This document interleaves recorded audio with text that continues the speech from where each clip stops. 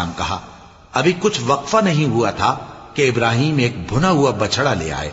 پھر جب دیکھا کہ ان کے ہاتھ کھانے کی طرف نہیں بڑھتے، یعنی وہ کھانا نہیں کھاتے، تو ان کو اجنبی سمجھ کر دل میں خوف کیا۔ فرشتوں نے کہا کہ خوف نہ کیجیے، ہم قوم لوط کی طرف ان کے ہلاک کرنے کو بھیجے گئے ہیں۔ اور ابراہیم کی بیوی جو پاس کھڑی تھی ہنس پڑی، تو ہم نے اس کو اسحاق کی اور اسحاق کے بعد یعقوب کی خوشخبری دی۔ اس نے کہا، اے میرے بچہ ہوگا، میں تو بڑھیا ہوں اور یہ میرے میاں بھی بوڑھے ہیں، یہ تو بڑی عجیب بات ہے۔ انہوں نے کہا، کیا تم اللہ کی قدرت سے تعجب کرتی ہو؟ اے اہل بیت، تم پر اللہ کی رحمت اور اس کی برکتیں ہیں، وہ لائق تعریف ہے، بڑا ہے۔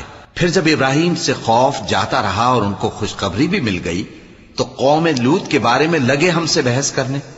بے شک ابراہیم بڑے تحمل والے، نرم دل اور رجوع کرنے والے تھے۔